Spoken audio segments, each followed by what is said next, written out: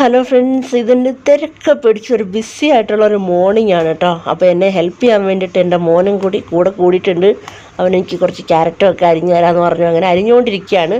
അപ്പോൾ ഇന്നത്തെ ഞങ്ങളുടെ സ്പെഷ്യൽ എന്ന് പറയുന്നത് ഇന്ന് ഫ്രൈഡ് റൈസ് ഉണ്ടാക്കാൻ പോവാണ്. ഫ്രൈഡ് റൈസും പനീറിൻ്റെ മസാല പോലെ ഉണ്ടാക്കാനാണ് ഞങ്ങളുടെ പ്ലാൻ. അപ്പോൾ അതിൻ്റെ ഒരു സൈഡിലും രാവിലത്തെ ബ്രേക്ക്ഫാസ്റ്റ് ഐറ്റം അപ്പമാണ്. അപ്പവും ചമ്മന്തിയാണ് കേട്ടോ.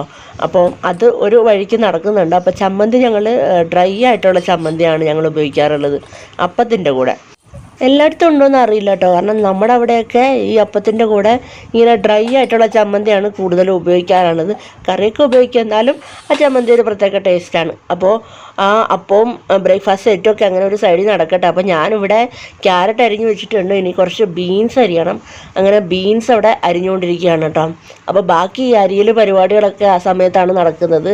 കാരണം സത്യം പറഞ്ഞാൽ വീഡിയോ എടുക്കാനുള്ള ഒരു പ്ലാനിങ് ഇല്ലായിരുന്നു. പക്ഷേ ഫ്രൈഡ് റൈസ് ആയതുകൊണ്ട് എന്നാൽ പിന്നീട് കാണുമ്പോൾ ഒരു ഗുമ്മായിക്കോട്ടെ എന്ന് വിചാരിച്ച് ഒരു വീഡിയോ എടുത്തേക്കാന്ന് ഞാൻ വിചാരിച്ചു. അപ്പോൾ മോനും കൂടെ വന്ന് ക്യാരറ്റൊക്കെ അരിഞ്ഞ് തന്നു. കുറേയൊക്കെ അവനും ഹെൽപ്പ് ചെയ്തു, പിന്നെ ഹസ്ബൻഡും ഹെൽപ്പ് ചെയ്തു. എല്ലാവരും നമ്മുടെ വീട്ടിലെല്ലാവരും ഒരുമിച്ചാണ് കേട്ടോ. എന്നുവെച്ചാൽ എല്ലാത്തിനും അങ്ങോട്ടും ഇങ്ങോട്ടൊക്കെ ഹെൽപ്പ് ചെയ്യാറുണ്ട് എല്ലാവരും.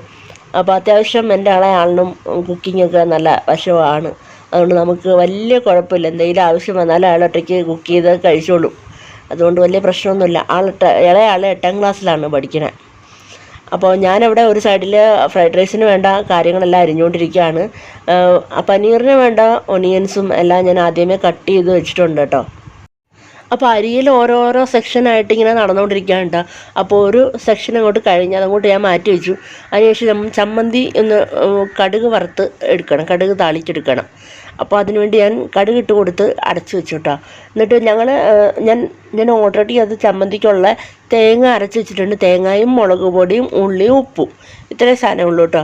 അതൊന്ന് ചതച്ച് വെക്കുക. ജസ്റ്റ് അരിഞ്ഞു പോയത് ചതച്ച് തന്നെ കിടക്കണം. അതായത് കടിക്കുമ്പോൾ ആ ഒരു തേങ്ങ പോലെ തന്നെ കിടക്കണം. അപ്പോൾ അത് കടുക് പൊട്ടി അതിനകത്തിലേക്ക് കുറച്ച് വറ്റൽമുളകിൻ്റെ ഇടുക, അല്ലെങ്കിൽ ഡ്രൈ ആയിട്ടുള്ളത് ഇടുക.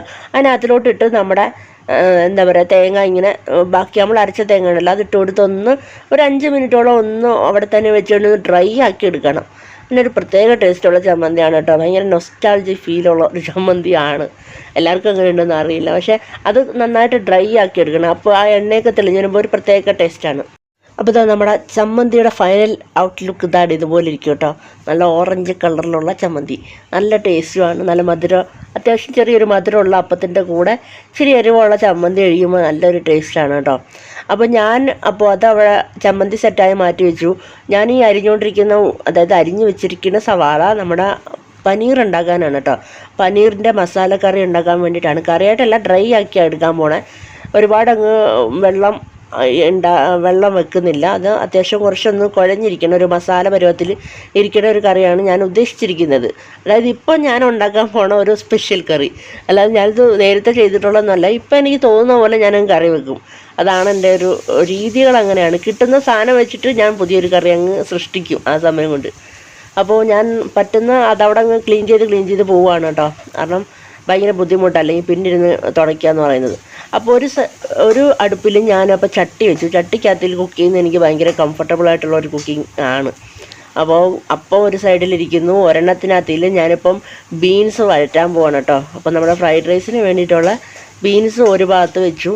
അപ്പോൾ ഈ പാത്രം ഒന്നും കണ്ട് തെറ്റിദ്ധരികരുത്, അഴുക്കൊന്നും അല്ല. അത് പണ്ട് തൊട്ടൊരു 10 വർഷമായിട്ട് കണ്ട് ഞാൻ ഉപയോഗിക്കുന്ന ഒരു ചീനിച്ചട്ടിയാണത്. അതിൻ്റെ കളർ അങ്ങനെയാണ്. അപ്പോൾ നമ്മൾ അതിന് കൂടുതൽ തേച്ചൊരച്ച് കഴിയാനൊന്നും പറ്റില്ല. പക്ഷേ നല്ല സാധനമാണ്, അടിയിലൊന്നും പിടിക്കത്തൊന്നുമില്ല. മറ്റേ അലൂമിനിയത്തിൻ്റെ ആണ് കേട്ടോ. വർഷങ്ങളാണ്, 16 വർഷം കൊണ്ട് ഞങ്ങൾ ഉപയോഗിക്കുന്ന സാധനമാണത്. അപ്പോൾ അതിൽ നല്ല ഇതാണ്, അധികം കട്ടിയൊന്നുമില്ല, അടിയിലും പിടിക്കില്ല, നല്ല കംഫർട്ടബിളായിട്ട് നമുക്ക് കുക്ക് ചെയ്യാൻ എളുപ്പമാണ്. അപ്പം 3 അടുപ്പിലും 3 സാധനം ഇരിപ്പുണ്ട്.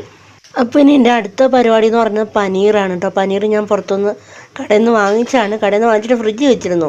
അതുകൊണ്ട് നല്ല കട്ടിയായിട്ടിരിക്കുകയാണ്. അപ്പോൾ അത് ഞാൻ കട്ട് ചെയ്തിട്ട് അത് അരിഞ്ഞ് വെക്കുക. അത് സ്ക്വയർ പീസായിട്ട് കട്ട് ചെയ്യുക, അത് വെക്കാമെന്നാണ് വിചാരിക്കണത്. അപ്പോൾ അത് കുറച്ച് കട്ടിയായിപ്പോയി. ഫ്രിഡ്ജിൽ വെച്ചപ്പോഴത്തേക്കും കുറച്ച് കട്ടിയായിട്ട്, അതും ഫ്രിഡ്ജിലല്ല, നമ്മുടെ പാലൊക്കെ വയ്ക്കത്തില്ല, ആ ഒരു സ്ഥലത്താണ് വെച്ചിരുന്നത്. അപ്പോൾ അതങ്ങ് കട്ടയായി. അപ്പോൾ അത് സ്ക്വയറായിട്ട് കട്ട് ചെയ്തെടുക്കാം. അപ്പോൾ പക്ഷേ ഇങ്ങനെ തണുത്തിരിക്കുമ്പോൾ നമുക്ക് കട്ട് ചെയ്യാൻ ഈസിയാണ്. അല്ലെങ്കിൽ നമ്മൾ പൊടിഞ്ഞു പോയി ഇത് കട്ട് ചെയ്തെടുക്കുമ്പോഴത്തേക്ക്. അപ്പോൾ ഞാൻ വിചാരിച്ചു അത് സ്ക്വയറായിട്ട് കട്ട് ചെയ്തിട്ട് വെള്ളത്തിലിട്ട് വയ്ക്കും. അതായത് ചൂടുവെള്ളം വേണമെന്നൊന്നുമില്ല, ചെറിയ തണുപ്പില്ലാത്ത വെള്ളത്തിൽ ഇട്ട് വെച്ചേക്കും. അപ്പോൾ കറി നമ്മൾ വയ്ക്കാൻ നേരം ആകുമ്പോഴത്തേക്ക് ഇട്ടാൽ മതി. അപ്പോഴത്തേക്ക് അതൊന്ന് സോക്കായി ഒന്ന് സോഫ്റ്റായിട്ടൊക്കെ ഇരിക്കുകയും ചെയ്യും. അതങ്ങോട്ട് വെള്ളത്തിലിട്ട് മാറ്റി വെച്ചു. അതിനുശേഷം എൻ്റെ അടുത്ത പരിപാടി മല്ലിയില വാങ്ങിച്ചിട്ടുണ്ട്. മല്ലിയില അരിഞ്ഞ് വെക്കണം. നമ്മുടെ ഫ്രൈഡ് റൈസിനകത്തിലൊക്കെ കുറച്ചിടണം, മാത്രമല്ല പനീറിനകത്തിലും കുറച്ചിടണം. അപ്പോൾ കുറച്ച് അധികം ഉണ്ട്. അപ്പോൾ മല്ലിയില കുഞ്ഞു കുഞ്ഞായിട്ട് അരിഞ്ഞ് വെക്കണം. അതിൻ്റെ കൂടെ തന്നെ നമ്മുടെ ഫ്രൈഡ് റൈസിനകത്തിലിടാൻ കുറച്ച് എന്താ പറയുക ഉള്ളിപ്പൂവിൻ്റെ തണ്ട്, സ്പ്രിങ് ഒനിയൻ, അതന്നെ സ്പ്രിങ് ഒനിയനുണ്ട്. അപ്പോൾ അത് കുറച്ചൊന്ന് കട്ട് ചെയ്തെടുക്കണം. അപ്പോൾ ഞാൻ വെച്ചു അത് രണ്ടും കൂടെ കട്ട് ചെയ്ത് മാറ്റാമെന്ന്. അപ്പോൾ ഇതെല്ലാം ഇങ്ങനെ അപ്പുറത്ത് നടക്കാം കേട്ടോ. നമ്മുടെ ബീൻസൊക്കെ അടുപ്പത്തിരുന്ന് അങ്ങനെ നടന്നുകൊണ്ടിരിക്കുകയാണ് എല്ലാ പരിപാടിയും. ഇതിൻ്റെ ഇടയ്ക്കൂടെയാണ് ഞാൻ ഓരോന്നും കുത്തി കയറ്റുന്നത്. അങ്ങനെ ഞാൻ രണ്ടും അരിഞ്ഞു, രണ്ടും ആ ഒരു സൈഡിലോട്ട് മാറ്റി. ഇനി നമുക്ക് പനീർ നമ്മൾ സവാളയൊക്കെ വഴറ്റാൻ വെച്ചിരുന്നു, അതെന്തായിന്ന് ഇനി നോക്കാം കേട്ടോ. അപ്പോൾ നമ്മുടെ പനീർ സോക്ക് ചെയ്ത് വെച്ചിരുന്ന അതിൻ്റെ വെള്ളമൊക്കെ ഞാൻ ഊറ്റി കളഞ്ഞു. പനീറൊക്കെ ഒന്ന് സോഫ്റ്റായിട്ട് ഇരിപ്പുണ്ട്. അപ്പോൾ നമ്മുടെ സവാളയും ഇഞ്ചിയും പച്ചമുളകും വെളുത്തുള്ളി എല്ലാം അവിടെ എണ്ണയിൽ കിടന്ന് നന്നായിട്ട് വഴണ്ടിട്ടുണ്ട്. അപ്പം എനിക്ക് തോന്നി ഇങ്ങനെ അടച്ച് വെച്ചിട്ട് വേവിക്കുന്ന നല്ലത്. കാരണം അത്യാവശ്യം വേണ്ട വെളിച്ചെണ്ണ ആദ്യം തന്നെ ഒഴിച്ചു കൊടുത്താൽ മതി. വെളിച്ചെണ്ണ അല്ലെങ്കിൽ ഏതാണ് ഓയിൽ നിങ്ങൾ യൂസ് ചെയ്യുന്നതെന്ന് വെച്ചാൽ ഏതായാലും മതി. അത് ഒഴിച്ചിട്ട് അടച്ച് വയ്ക്കുക. കാരണം ഇടയ്ക്കിടയ്ക്ക് ഇങ്ങനെ ഇളക്കിക്കൊണ്ടിരിക്കേണ്ട ഒരാവശ്യമില്ല. അത് ഓൾറെഡി ഒരു സ്ലോയിൽ വെച്ച് കഴിഞ്ഞാൽ ആയിക്കോളും. അപ്പോൾ അത് നന്നായിട്ട് വേണ്ടുള്ളൂ. അപ്പോൾ അതിനകത്തിലിരിക്കുന്ന പൊടിയെല്ലാം ചേർത്ത് കൊടുത്ത് ഒന്ന് ഇളക്കിയതിന് ശേഷം ഒരു തക്കാളിക്ക ചേർത്ത് കൊടുക്കും. തക്കാളിക്ക അപ്പോൾ കുഞ്ഞ് നൈസായിട്ട് അരിയണമല്ലോ. അപ്പോൾ അരിഞ്ഞ് എവിടെയെങ്കിലും വെച്ച് കഴിഞ്ഞാൽ അതിൻ്റെ വെള്ളമൊക്കെ ഇറങ്ങും. അതുകൊണ്ട് അത് വേണ്ടാന്ന് വെച്ചിട്ട് അപ്പോൾ ഞാൻ ഡയറക്റ്റ് കുഞ്ഞായിട്ട് സ്ലൈസായിട്ട് കട്ട് ചെയ്തിട്ട് അതിനകത്തിലോട്ട് ചട്ടിയിലോട്ട് തന്നെ ഇട്ട് കൊടുക്കുകയാണ് കേട്ടോ പതിവ്. ഞാൻ ഈ പൊടികളൊക്കെ ചേർക്കുന്ന കാണിക്കാത്ത ഒരുപാട് അങ്ങ് ലെങ്തൊന്നും വേണ്ടല്ലോ എന്ന് വിചാരിച്ചിട്ടാണ് കേട്ടോ. നിങ്ങൾക്ക് ആർക്കെങ്കിലും റെസിപ്പി കാണണമെന്ന് ആഗ്രഹം ഉണ്ടെങ്കിൽ ജസ്റ്റ് എനിക്കൊന്ന് മെയിലയക്കോ കമൻറ്റ് ചെയ്യുകയോ ചെയ്താൽ മതി കേട്ടോ. അപ്പോൾ ഞാൻ റെസിപ്പി സെപ്പറേറ്റ് കാണിക്കാം. അതുകൊണ്ട് അതെല്ലാം കൂടി ഇൻക്ലൂഡ് ചെയ്ത് വരുമ്പോൾ ഇതൊരു വലിയൊരു വീഡിയോ ആയി പോകും. അതുകൊണ്ടാണ് അത് കാണിക്കാത്തത്. അപ്പം ഞാൻ പൊടിയും വഴറ്റി തക്കാളിക്ക് ഇട്ട് അടച്ചു വെച്ചു കേട്ടോ. അതാ വീണ്ടും അവിടെ കിടന്ന് വഴണ്ടോളും. അപ്പോൾ അതിൻ്റെ ഇപ്പുറത്ത് നമ്മുടെ ബീൻസും ക്യാരറ്റൊക്കെ വഴറ്റി വെച്ചിരുന്നല്ലോ. അപ്പോൾ അതൊന്ന് ഞാൻ നോക്കി അതൊന്ന് വഴറ്റി എടുത്തു. അപ്പോൾ അതൊന്ന് മാറ്റാമെന്നാണ് ഞാൻ വരയ്ക്കുന്നത്. ഇനി അടുത്തത് നമ്മുടെ മുട്ട പൊട്ടിച്ച് നമുക്ക് അതിൻ്റെ ഒന്ന് ചിക്കി ചീഞ്ഞ് എടുക്കണം. അപ്പോൾ ഞാൻ വിചാരിച്ചു ക്യാരറ്റും ബീൻസും വേറൊരു പ്ലേറ്റിലോട്ട് മാറ്റിയിട്ട് അതേ ചട്ടിയിൽ തന്നെയാണ് ഞാൻ അതിന് വേണ്ട, അതായത് റൈസിന് വേണ്ട എല്ലാ സാധനവും വഴറ്റുന്നത് ഒരു ചട്ടി തന്നെയാണ് കേട്ടോ. അതെല്ലാം സെപ്പറേറ്റ് മാറ്റി വെക്കാറ് മാത്രമേ ഉള്ളൂ പതിവ്. ഇനി അതിനകത്തിലേക്ക് ഞാൻ മുട്ട പൊട്ടിച്ചൊഴിച്ചിട്ട് മുട്ട നമ്മളിപ്പം 4 പേരാണുള്ളത്. അപ്പോൾ ഞാൻ 4, 5 അത്ര മുട്ട എടുക്കാറുള്ളൂ. അപ്പോൾ ഒരുപാട് ഓവറാക്കി ചിലവാക്കത്തില്ല. അതുകൊണ്ട് 5 മതിയെന്ന് വിചാരിച്ചിട്ട് 5 മുട്ട നന്നായിട്ട് ഉപ്പൊഴിച്ച് കലക്കുക. ഒന്നിച്ച് ഉപ്പ് ഓവറായി പോകരുത് കേട്ടോ. അപ്പോൾ ഉപ്പൊഴിച്ച് കലക്കുക, നല്ല എണ്ണ ഒഴിക്കുക. എണ്ണ ഒഴിച്ച് അത് നല്ല ചൂടായി കഴിയുമ്പോൾ അതിനകത്തോട്ട് ഒഴിച്ചു കൊടുത്താൽ പെട്ടെന്നായി കിട്ടും. വേണമെങ്കിൽ ഒരു അല്പം മഞ്ഞൾപ്പൊടി ആ മുട്ടയുടെ കൂടെ, അതായത് കളർ അധികം ഇല്ലാത്ത മുട്ടയാണെങ്കിൽ അതിനകത്തിൽ കുറച്ച് മഞ്ഞൾപ്പൊടി ഇട്ട് കൊടുത്ത് ഒന്ന് ചിക്കി ചികഞ്ഞെടുക്കാം കേട്ടോ. നമ്മുടെ പനീർ മസാലക്കറി അവിടെ റെഡി ആയിക്കൊണ്ടിരിക്കുകയാണ് കേട്ടോ. അതിൻ്റെ ഫൈനൽ സ്റ്റേജിലേക്ക് എത്തിക്കഴിഞ്ഞു. അപ്പോൾ കുറച്ച് മല്ലിയില നമ്മൾ അരിഞ്ഞ് വെച്ച മല്ലിയില കുറച്ച് അതിനകത്തിലേക്ക് ഇട്ട് കൊടുക്കുക. മിക്സ് ചെയ്തിട്ട് കുറച്ച് നേരം കൂടെ ഒരു 2-3 മിനിറ്റും കൂടെ ഒന്ന് അടച്ചു വയ്ക്കുക ലോ ഫ്ലെയിമിൽ. അത്രയും മതി. നമ്മുടെ മസാലക്കറി അവിടെ റെഡിയായി. അതിൻ്റെ കളറൊക്കെ കണ്ടേ, സൂപ്പർ ടേസ്റ്റാണ് കേട്ടോ. അപ്പോൾ അതിൻ്റെ തൊട്ടപ്പുറത്ത് തന്നെ നമ്മൾ മിക്സ് ചെയ്ത് വെച്ചിരുന്നത്, അതായത് ക്യാരറ്റ്, ബീൻസ്, മല്ലിയില, അത് മുട്ട എല്ലാം കൂടി മിക്സ് ചെയ്തു കേട്ടോ. അപ്പോൾ ഇനി ഞാൻ ഇതെല്ലാം കൂടി ചേർത്ത് നമ്മുടെ ഫ്രൈഡ് റൈസ് സെറ്റ് ചെയ്യാൻ പോവാണ്.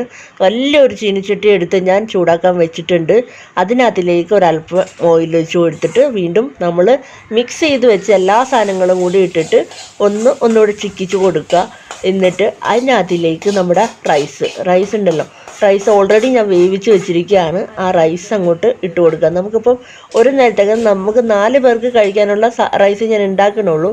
അപ്പം രാത്രി നമ്മൾ മറ്റെന്തെങ്കിലും ആയിരിക്കും കഴിക്കുക. അപ്പം ഉച്ചത്തേക്ക് മാത്രമാണ് ഇത് ചെയ്യണത്. അതെല്ലാം നന്നായിട്ട് അങ്ങോട്ട് മിക്സ് ചെയ്യുക. അതിനകത്തിലേക്ക് ഉപ്പ് വേണമെങ്കിൽ, അതായത് ഇനി എക്സ്ട്രാ ഒരു ഉപ്പ് വേണമെന്നുണ്ടെങ്കിൽ ഈ സമയത്തൊന്ന് ചെറുതായിട്ടൊന്ന് ചേർത്ത് കൊടുക്കുക. അതിലേക്ക് പിന്നെ നമ്മൾ അരിഞ്ഞ ബാക്കി വെച്ച കുറച്ച് മല്ലിയിലയും കൂടി ഉണ്ട്, ആ മല്ലിയിലയും കൂടി ഇട്ട് കൊടുക്കുക. സ്പ്രിങ് ഓനിയൻ കട്ട് ചെയ്ത് വെച്ചിരുന്നില്ല, അതും കൂടി ഇട്ട് കൊടുത്ത് നന്നായിട്ട് മിക്സ് ചെയ്യുക കേട്ടോ. ഞാനത്ര സോസൊന്നും ചേർക്കാറില്ല, അല്ലെങ്കിൽ തന്നെ നല്ല ടേസ്റ്റാണ്. അപ്പോൾ അതിൽ വേറെ സോസൊന്നും ഞാൻ ചേർക്കില്ല കേട്ടോ. അപ്പം കണ്ടില്ലേ, നല്ല അടിപൊളി സൂപ്പർ ഫ്രൈഡ് റൈസാണ്. എൻ്റെ മക്കൾക്കൊക്കെ ഭയങ്കര ഇഷ്ടമാണ്. അത് നല്ല കളർഫുള്ളായിട്ടിരിക്കുകയും ചെയ്യും. അതിൻ്റെ കൂടെ നമ്മുടെ പനീറിൻ്റെ കറി ഇതാ ഇവിടെ സെറ്റായിട്ടുണ്ട്, മസാലക്കറി. അപ്പോൾ നമുക്ക് മറ്റൊരു വീഡിയോ ആയിട്ട് വീണ്ടും കാണാം. Bye, thank U.